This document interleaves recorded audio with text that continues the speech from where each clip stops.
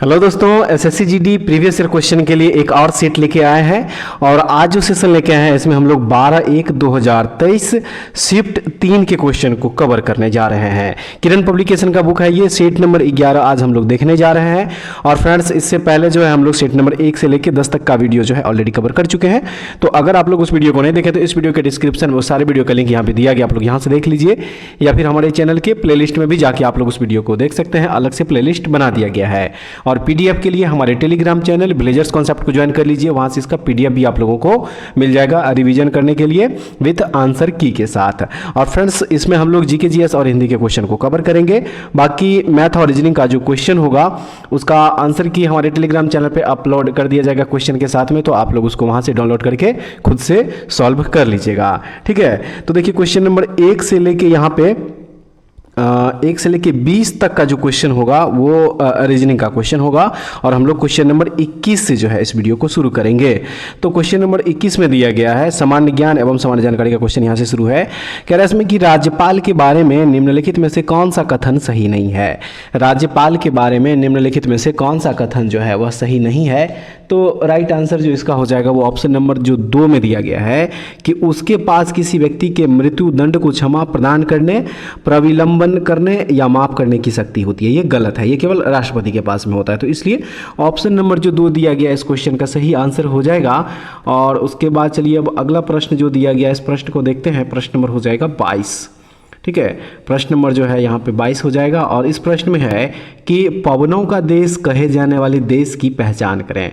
पवनों का देश कहे जाने वाले देश की पहचान करें तो वह देश हो जाएगा, देखिए डेनमार्क जो है, डेनमार्क को पवनों का देश कहा जाता है क्योंकि यहाँ विश्व में पवन ऊर्जा का अनुपात जो है सबसे अधिक है। तो इसलिए ऑप्शन नंबर जो 1 दिया है डेनमार्क बिल्कुल सही आंसर हो जाएगा। नेक्स्ट है कांग्रेस और मुस्लिम लीग ने लखनऊ समझौता किस वर्ष में किया था। कांग्रेस और मुस्लिम लीग ने लखनऊ समझौता किस वर्ष में किया था। तो ये किया था 1916 ईस्वी। ठीक है, 1916 में लखनऊ समझौते पर भारतीय राष्ट्रीय कांग्रेस और मुस्लिम लीग के बीच जो है लखनऊ समझौते पर हस्ताक्षर किए गए थे।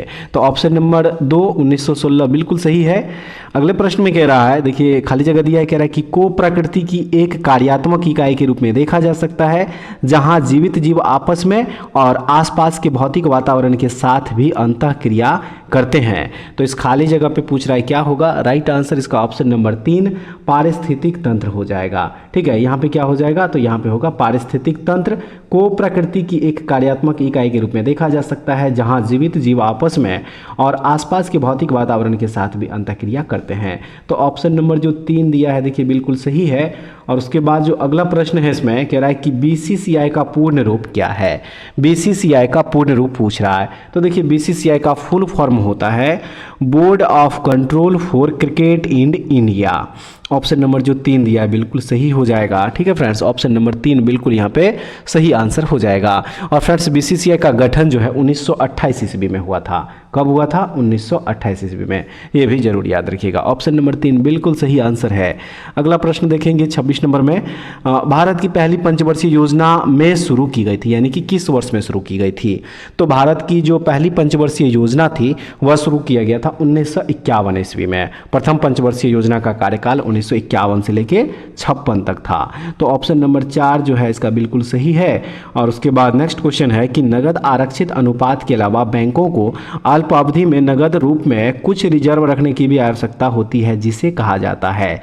जिसे क्या कहा जाता है? तो फ्रेंड्स, उसे कहा जाता है वैधानिक तरलता अनुपात। ऑप्शन नंबर 3 जो है इसका देखिए सही है।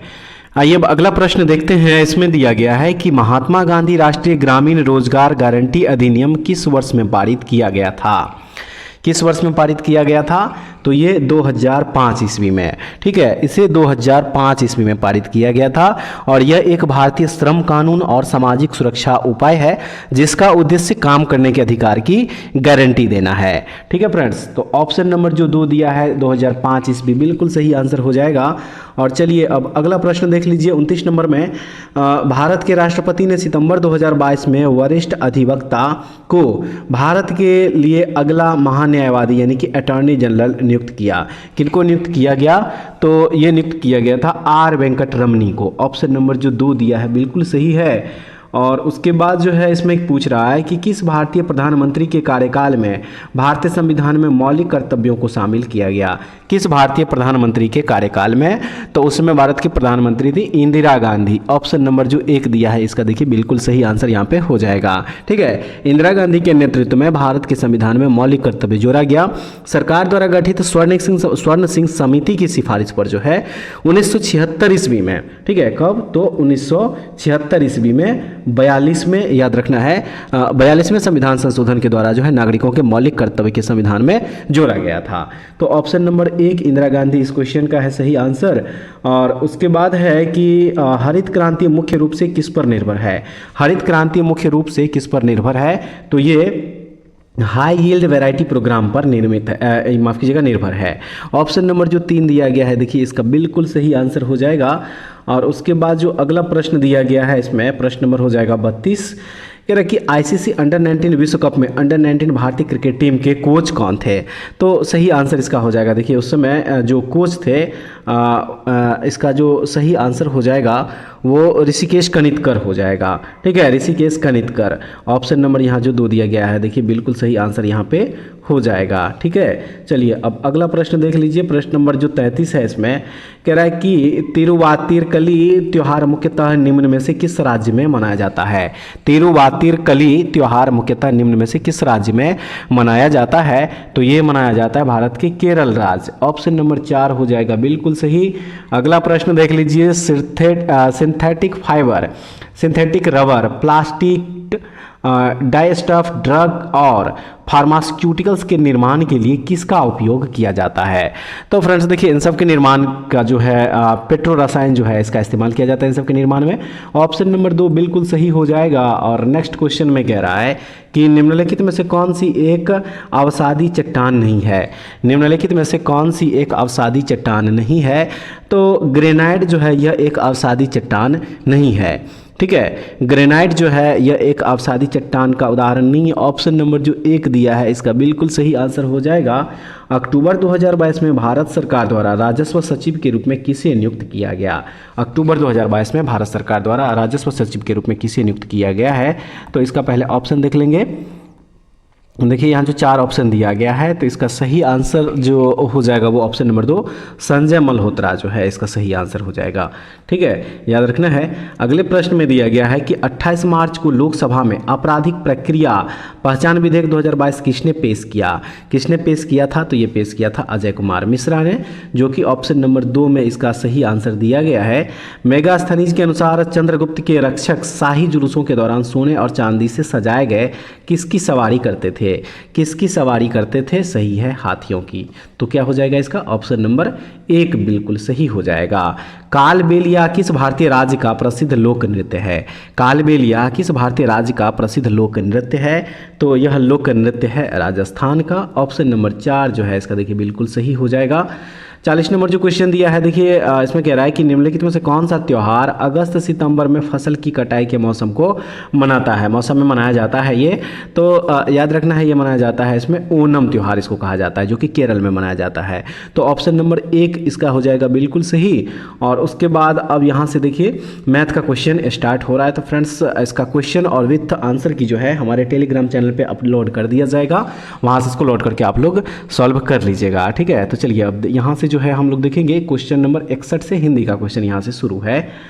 तो इसमें क्वेश्चन नंबर 61 में कह रहा है कि समझ बूझ कर काम करना चाहिए। विकल्पों में से चुनकर बताइए कि उक्त वाक्य में रेखांकित पद किस प्रकार की क्रिया है। रेखांकित पद जो है वह किस प्रकार की क्रिया है, तो इसमें रेखांकित पद कौन सा है, तो वह है समझ बूझ कर। समझ बूझ कर इसके लिए पूछ रहा है कि यह किस प्रकार की क्रिया है। सही आंसर इसका हो जाएगा ये पुनरुक्त प्रकार की क्रिया है, ऑप्शन नंबर जो 2 दिया है। ठीक है, उसके बाद देखेंगे अगला प्रश्न है इसमें कि निम्नलिखित वाक्य में रेखांकित खंड के स्थान पर प्रयुक्त होने वाले सबसे उपयुक्त विकल्प का चयन कीजिए। विनय के पुस्तक पढ़ी। देखिए रेखांकित जो इसमें यहाँ पे खंड दिया गया वह है के। इसके लिए उपयुक्त विकल्प का चयन करेंगे तो राइट आंसर इसका यहाँ पे के नहीं होगा, यहाँ पे क्या हो जाएगा, ने हो जाएगा। विनय ने पुस्तक पढ़ी, तो इसलिए ऑप्शन नंबर जो 1 दिया है इस क्वेश्चन का है सही आंसर। और उसके बाद है यथासंभव के लिए कौन सा वाक्यांश उपयुक्त होगा। यथासंभव के लिए कौन सा वाक्यांश उपयुक्त होगा, राइट आंसर हो जाएगा देखिए जहां तक हो सके। ऑप्शन नंबर 4 में बिल्कुल सही आंसर है। 64 नंबर है दिए गए शब्दों में से उचित शब्द से वाक्य पूर्ण करें। महानगरों में कई जगह कूड़े के दिखाई देते हैं और यहाँ पे फिल करना है। तो देखिए वहाँ जो फिल करेंगे तो हो जाएगा अंबार। यहाँ पे क्या हो जाएगा, यहाँ पे हो जाएगा अंबार हो जाएगा फ्रेंड्स, याद रखना है। ऑप्शन नंबर क्या हो जाएगा 3 बिल्कुल सही। और चलिए अगला प्रश्न देख लीजिए। निम्नलिखित वाक्य के किस शब्द में अशुद्धि है। वाक्य है प्रत्येक छोटी मोटी विशेषता को देखनी चाहिए। देखनी चाहिए इसमें पूछ रहा है कि इसमें किसमें अशुद्धि है।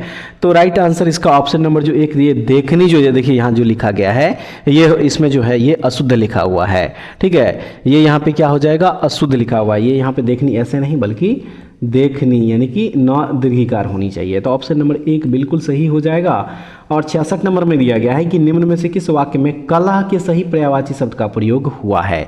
किस में हुआ है, तो ये हुआ है रतन और मयंक के बीच कल विवाद हो गया। ऑप्शन नंबर जो 3 दिया है बिल्कुल सही हो जाएगा। 67 में है कि निम्नलिखित में से किस वाक्य में तुलनात्मक विशेषण की उत्तमावस्था के अशुद्ध रूप का उपयोग हुआ है। अशुद्ध रूप का उपयोग हुआ है। 4 ऑप्शन दिया है और इसका जो सही आंसर हो जाएगा वो हो जाएगा उसका स्वभाव कोमलतम है। ऑप्शन नंबर 3 बिल्कुल सही हो जाएगा। 68 नंबर में दिया है कि निम्नलिखित वाक्य में रेखांकित शब्द का दिए गए विकल्पों में से कौन सा शब्द पर्यायवाची नहीं है। सरदार पटेल की प्रतिमा लोहे की बनी है। रेखांकित जो इसमें शब्द है वह है लोहे और इसके लिए पूछ रहा है कि कौन सा विकल्प जो है पर्यायवाची नहीं है। तो राइट आंसर इसका हो जाएगा देखिए लाह, यानी कि ऑप्शन नंबर जो 1 दिया है बिल्कुल सही हो जाएगा। अगले प्रश्न में है कि निम्न वाक्य में रेखांकित शब्द समूह के लिए सर्वाधिक उपयुक्त विकल्प चुने। तुम्हारा अपराध क्षमा किए जाने योग्य है। रेखांकित जो देखिए इसमें जो पार्ट दिया गया शब्द समूह वह है क्षमा किए जाने योग्य। इसके लिए उपयुक्त विकल्प का जो चयन करेंगे तो वह हो जाएगा यहाँ पे क्षम्य। ऑप्शन नंबर 3 हो जाएगा बिल्कुल सही। 70 नंबर क्वेश्चन में है कि वाक्य में रेखांकित अंश के लिए उचित मुहावरा दिए गए विकल्पों में से चुनिए। न माया मिली न राम, वह कहीं का नहीं रहा। वह कहीं का नहीं रहा, रेखांकित अंश जो है वह कहीं का नहीं रहा। इसके लिए सही विकल्प चुनेंगे तो वह हो जाएगा घर का न घाट का। वह कहीं का नहीं, इसके लिए क्या हो जाएगा, तो यह हो जाएगा घर का न घाट का। ऑप्शन नंबर जो 4 दिया है बिल्कुल सही हो जाएगा। 71 नंबर प्रश्न है कि निम्नलिखित में से किस वाक्य में अग्रज के सही विलोम शब्द का उपयोग हुआ है।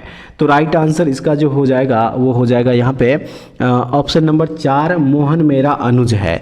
मोहन मेरा अनुज है, इसका जो है क्या हो जाएगा, बिल्कुल सही हो जाएगा।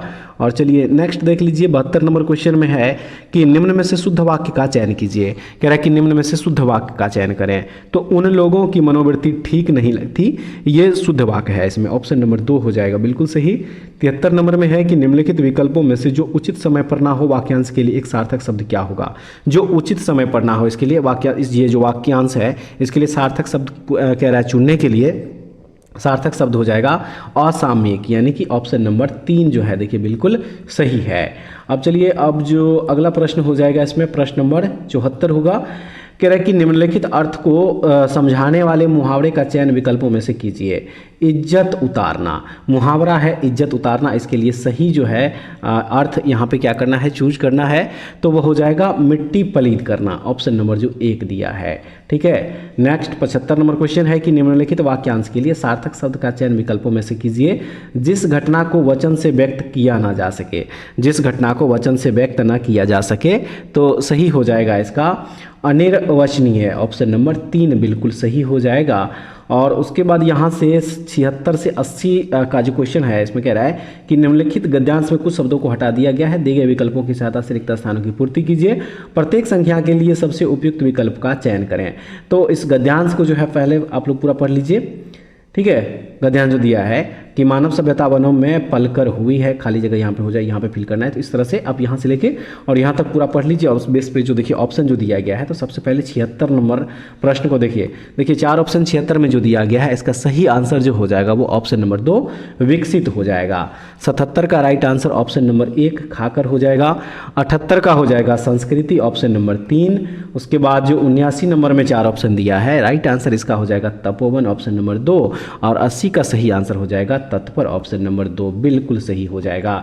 तो फ्रेंड्स इस तरह से आज का सेशन हो गया पूरा और उम्मीद करते हैं कि आज का जो सेशन था आप लोगों के लिए SSC GD previous year question का काफ़ी महत्वपूर्ण सेशन था ये। तो वीडियो को एक बार शुरू से लेकर अंत तक जरूर देखिएगा और उसके बाद कमेंट्स करके बताइएगा कि सेशन आप लोगों को कैसा लगा और इसमें से टोटल आप लोग कितना क्वेश्चन सही कर पाए। पीडीएफ के लिए हमारे टेलीग्राम चैनल से जुड़ जाइए, विलेजर्स कॉन्सेप्ट करके है, वहाँ से आप लोगों को इस पूरा वीडियो का क्वेश्चन और आंसर की जो है वो मिल जाएगा। अगर आप लोगों को मैथ और रीजनिंग का क्वेश्चन अगर सॉल्व करना है तो वहाँ से इसको डाउनलोड करके रिवीजन कर सकते हैं। तो फ्रेंड्स ऐसे वीडियो के लिए हमारे चैनल से जुड़े रहिए। नेक्स्ट वीडियो में दोबारा फिर से मिलते हैं, तब तक के लिए जय हिंद।